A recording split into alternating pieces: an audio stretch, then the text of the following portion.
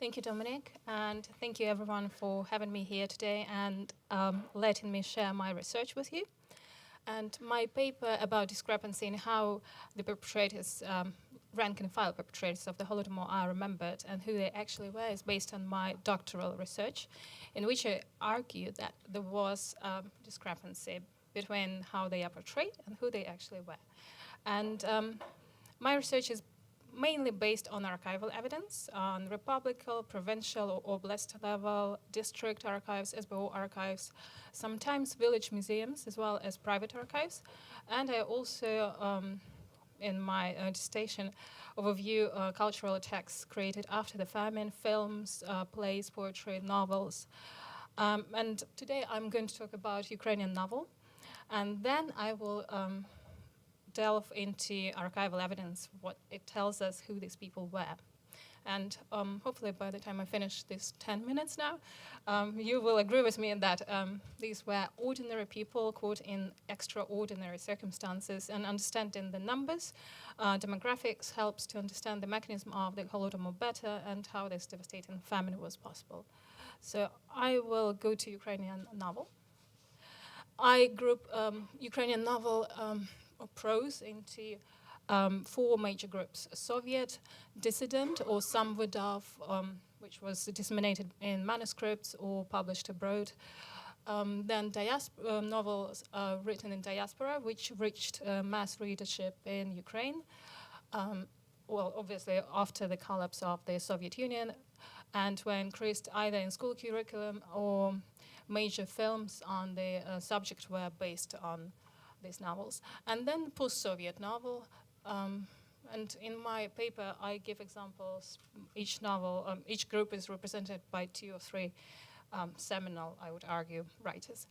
So there are patterns in each group. For example, in Soviet novel, the famine is indeed mentioned. In fact, it is blamed on kulaks or kurkuls, on peasants, on masses, backward peasants who didn't want to join the collectives and hoarded grain. And the participants or the perpetrators or people who facilitated the famine and took part in grain procurements are described as heroes. Unflinching Bolsheviks, or true believers, firm believers, fanatics of Bolshevik communism who wanted to transform the village for the greater good. And they believed that this transformation necessitated the victims, and you can't make an omelet without breaking eggs, so that kind of argument. There were those who doubted, and they were called right opportunists, and or distorted the party policies in the village.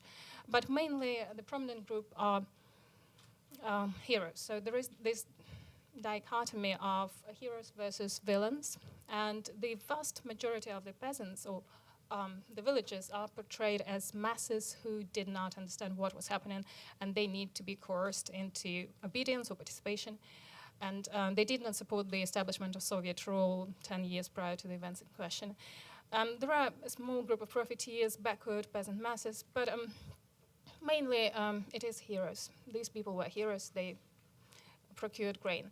Then we have dissident prose, and I'm looking at the novels by Vasily Grossman, Dimarov, Yevhen Hutsolo, and they provide a very nuanced picture of the perpetrators. There are various groups, various roles they played. Compromised perpetrators when vulnerability of people in the village were used against them, for example, mothers or people with some past that they didn't want to hide, that they were coerced into participation and become a part of the activist brigade that searched houses. There were genuine communists, but there were not many of them, profiteers, followers, criminals, and sadists. So a wide variety of participants. Then we have diaspora novels, and here's the dichotomy is reversed. So we again have heroes and villains, but heroes now are those who doubt grain procurement, who criticize party policies, and they are punished by the system, whereas the prominent group is the previous heroes in Soviet novel, the Bolsheviks, unflinching Bolsheviks who are firm, and they combine different features. They are sadists, they are the other, ultimately they are the other.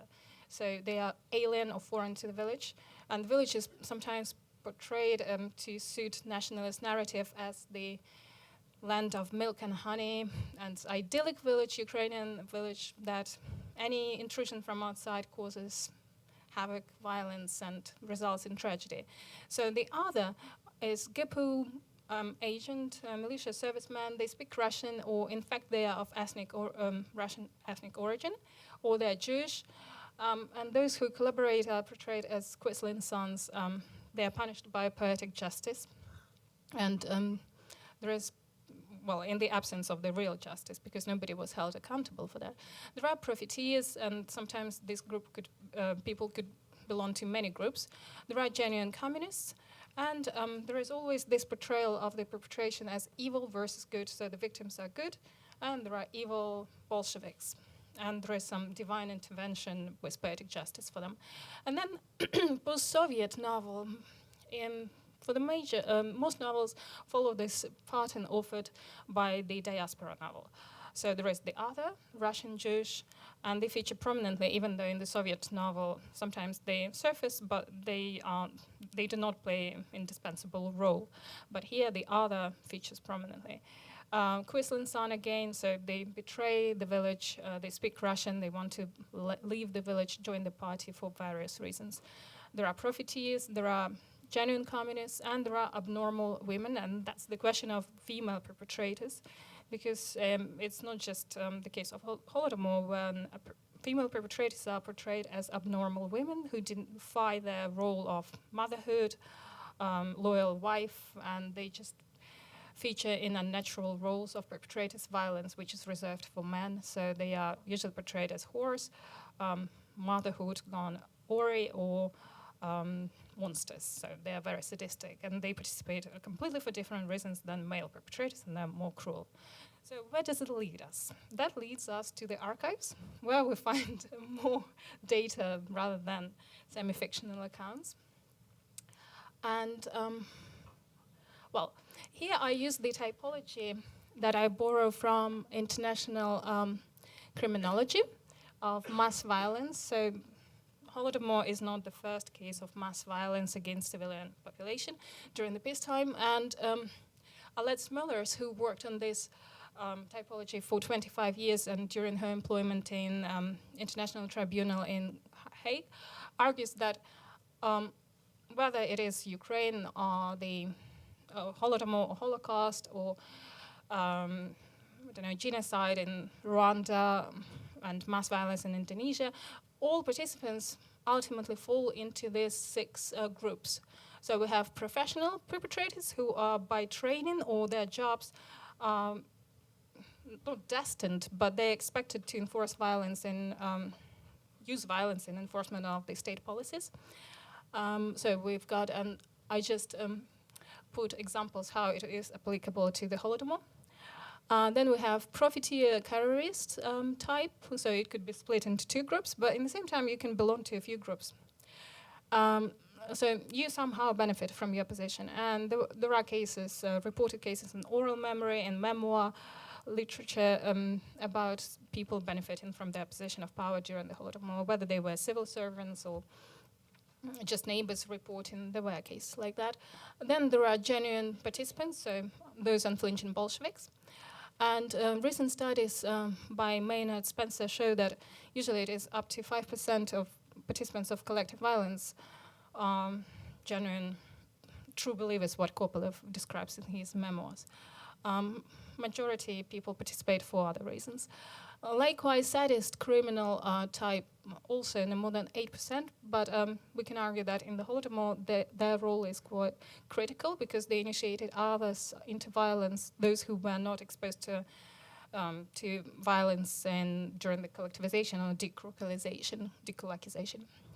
And then we have 2 groups of which the followers are the largest group in any case of collective violence. So people who obey the orders by job, for example, collective farmers who were ordered to watch the fields or to go and participate in the house searches. They would be like in Milgram's experiments. Yeah, I'm finishing this off. They would be ordered to participate, and sometimes they would without facing sanctions, they would just take part and regard it as a job.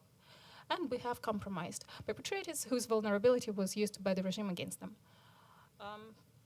And working in the archives, I realized that also by institutional affiliation, there are very large groups. For example, teachers during the Holodomor were included in the search brigades, and reports in the Central Committee of the Ukrainian Communist Party by Hwila, which was a prominent communist leader at the time. The reports suggested that there was not a single teacher who was not involved in either grain procurement or decolocalization. Whether they were compromised perpetrators or willing participants, it's a different question. But we're talking about over 40,000, I think 44,000 teachers at the time participating. And then another document I found during the harvest in 1933, when when the victims hoped to pilfer in the fields, was that also Aviahim employed 22,000 members of its members to watch the fields. So they were young people who were not trained to enforce violence at all. And that's just to illustrate the point. I included a few photos to finish off with. I use microhistory as an approach in my studies, so I go to a few villages in different provinces in Ukraine and talk to the families of the perpetrators or the actors. And on the right, you can see a picture of the man during the World War II, the veteran, the headmaster of the local school, who was instrumental during the searches, organized and managed the searches during the 1932-33 grain procurement. And the last picture, to finish off with, this is famous Stahanovite, or short collective farmer worker, Maria Nadia Zaglada from Zhytomyr province, who wrote for Ogonyok, even though she was illiterate, but she was used in propaganda, and she was quite active. And during the famine of 1930s, she participated in socialistic competitions, but she also organized a collective farm, decolocalized her neighbors, and when one of the neighbors died during 1933, she adopted the infant baby who survived in that family and raised as an adoptive daughter.